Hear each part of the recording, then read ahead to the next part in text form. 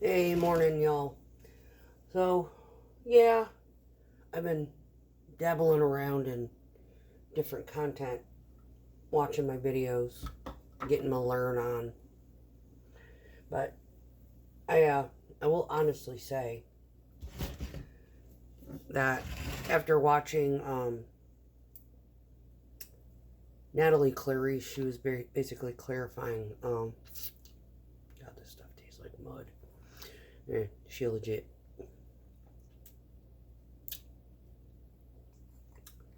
It's good for you. Just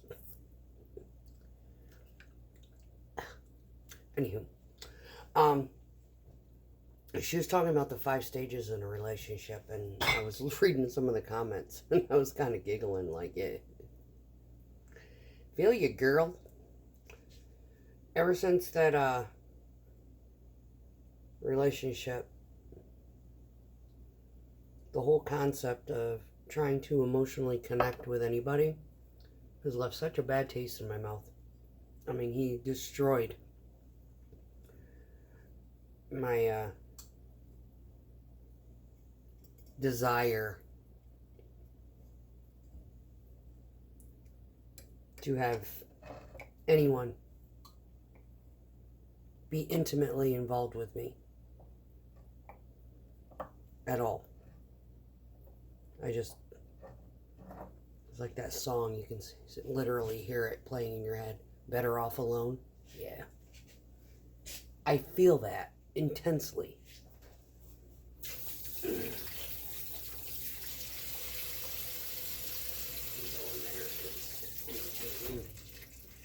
New popsicle stick. But yeah, I am not a fucking housekeeper. So I need one.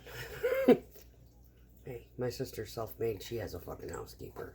Because she's not one either. She don't like to clean. But anyway, I'm making my coffee for work. This is what I do every day. It's about the only thing that I can say that I do consistently every fucking day.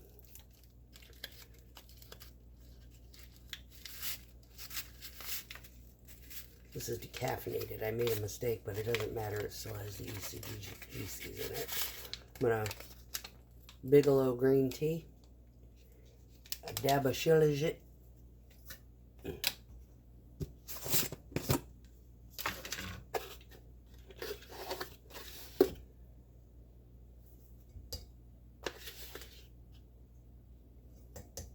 minimum of 2 scoops of Vital Proteins collagen, unflavored, because I don't like anything flavored.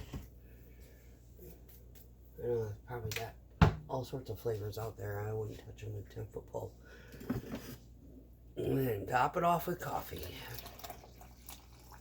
I already took my handful of vitamins. But yeah, it's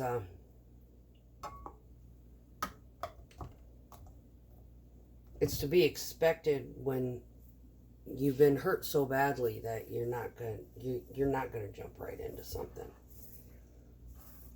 You're not gonna want to endure that kind of heartache again,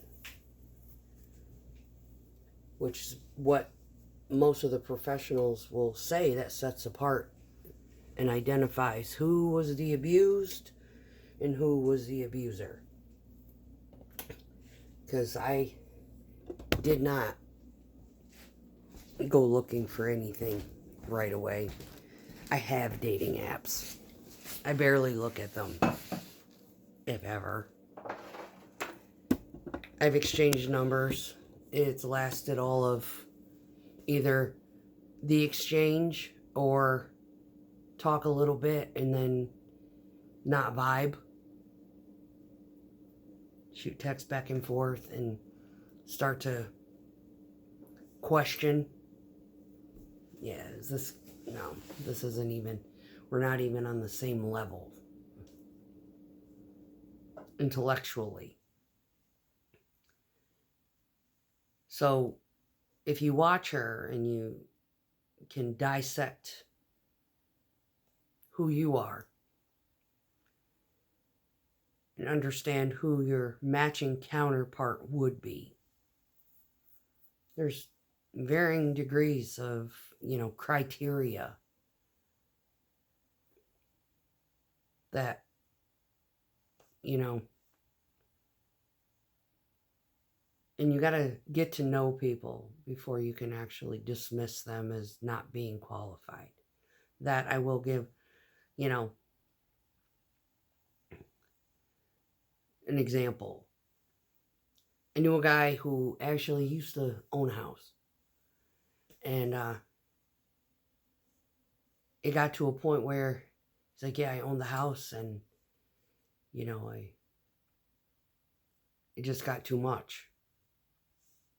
I figured just being in an apartment, I'm paying the same. If I were to hire a landscaper and, housekeeper and, whatever, plus my mortgage and the homeowner's insurance and all this other stuff, if it's going to cost me the same living in an apartment. A lot less effort, a lot less work. I can understand that. Some people, they own a house and then they sell it and then they kind of retire off the profits. So home ownership is not necessarily a disqualifying arena. However, not wanting to own a home because of the responsibility is kind of a contradiction to your life. It is kind of, for me. But, the nuances of an apartment don't fit me either. Like I need 10 acres and a tent.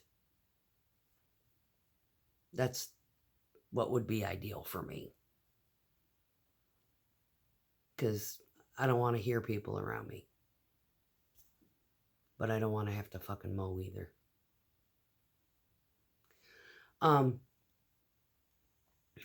So there's that. And then, of course, having a professional occupation, there's some people that, they work at home. My mother worked from home. She's a nurse.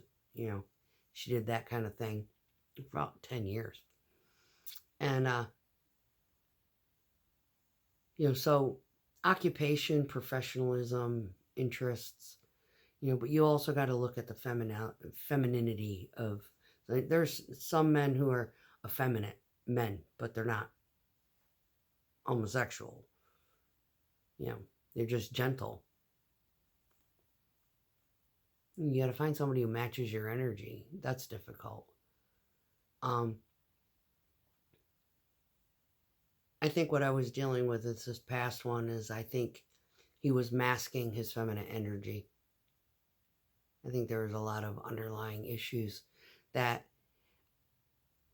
he likely would have thought I would have thought indifferent of. He's got a Pinterest. He never told me what it was. Never looked at it. I have no idea what's on there. Probably home decor. Probably, kind of has an eye for that kind of thing. But anyway, yeah.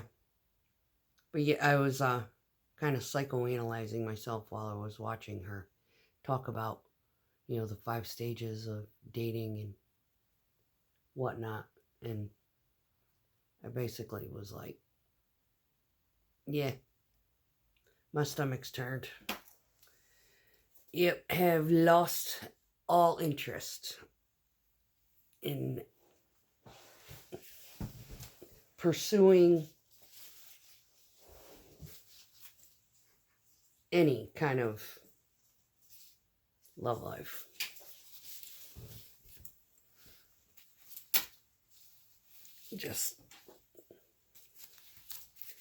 Yep, the heart has gone cold and dead.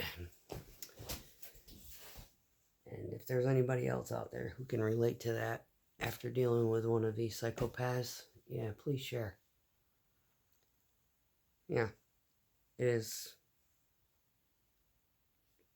It's kind of sad but at the same time, it's technically it's probably safer. You're not having to deal with that kind of trauma anytime soon. Again.